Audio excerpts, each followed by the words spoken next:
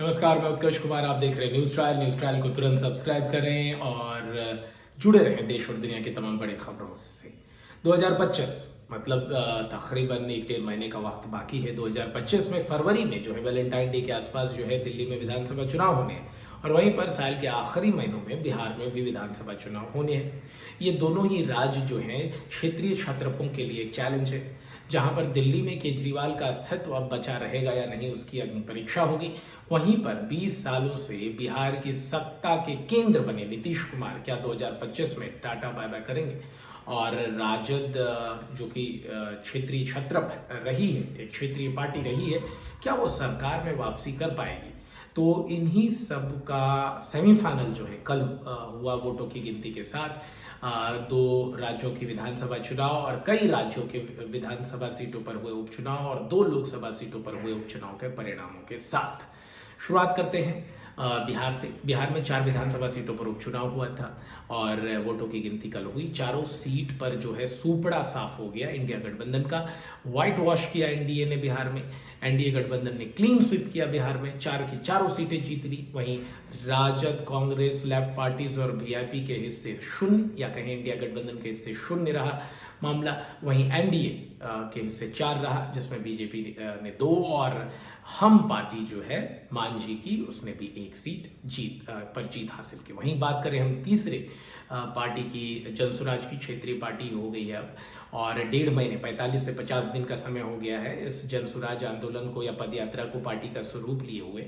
और इसके परिणाम में इमामगंज ही एक ऐसी सीट रही गया लोकसभा की जहां पर जो जनसुराज के उम्मीदवार ने 30,000 से ज़्यादा वोट हासिल किए और निश्चित तौर पर तीसरे नंबर पर रहे और काफ़ी ज़बरदस्त उपस्थिति दर्ज कराई। तो इससे जो है, जैसा कि मैंने पहले भी कहा था कि अगर जनसुराज चारों की चारों सीटें हार जाती है तो निश्चित तौर पर विधानसभा चुनाव में उसे 10 का आंकड़ा तक पहुंचने में मुश्किल होगी।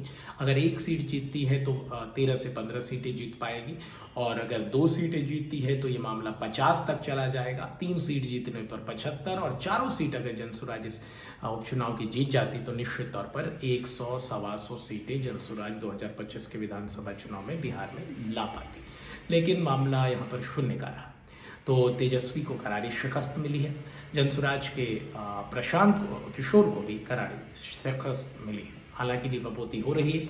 इस बीच तेजस्वी ने बयान दे दिया कि पिछली बार हम जीते, इस बार ये जीते, अगली बार हम जीतेंगे। मतलब 2025 के विधानसभा चुनाव को राज्य जीतेगी।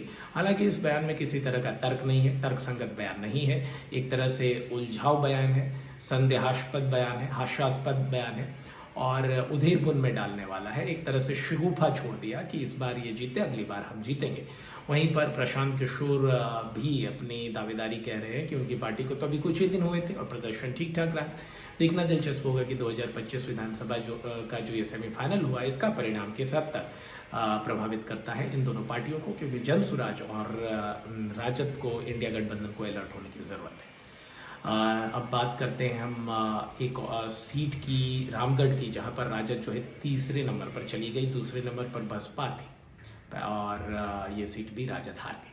अब बात करते हैं हम उत्तर प्रदेश की। उत्तर प्रदेश में 9 विधानसभा सीटों पर उपचुनाव की वोटिंग कल हुई थी। 9 के परिणाम आ गए हैं। 7 सीटों पर बीजेपी ने बम्पर जीत दर्ज की है। वहीं 2 सीटों पर समाजवादी पार्टी के उम्मीदवार जीते हैं। वहीं तीसरी सीट जो थी वो समाजवादी पार्टी का किला माना जाता था, क्योंकि यहाँ पर 40% से भी कम हिंदू थे और वो सीट भी बीजेपी जीत गई। तो इसके साथ ही जो है निश्चित तौर पर इस सेमीफाइनल में योगी आदित्यनाथ को जीत हासिल हुई है। उत्तर प्रदेश में 2025 में विधानसभा चुनाव होने हैं। बीते 2 विधानसभा चुनाव में स्पष्ट बहुमत के साथ आज योगी आदित्यनाथ मुख्यमंत्री बन रहे हैं और 10 वर्षों का कार्यकाल संभवतः पूरा ही करेंगे। और 2027 में यूपी में विधानसभा चुनाव है और उस विधानसभा चुनाव का परिणाम जो है निश्चित तौर पर 2029 के लोकसभा चुनाव परिणाम को प्रत्यक्ष या अप्रत्यक्ष रूप में काफ़ी हद तक प्रभावित करेगा, क्योंकि ये सपा, कांग्रेस और बीजेपी की जो है मेन एपी सेंटर या कहे धुरी बन जाएगी युद्ध की, चुनावी युद्ध की। अब बात करते हैं हम झारखंड की। झारखंड में जो हेमंत को अंदर किया गया, इसका सेंटिमेंटल प्रभाव पड़ा और निश्चित तौर पर वोट जो है इंडिया गठबंधन के खाते में गिर पड़े। और अब मूव करते हैं हम महाराष्ट्र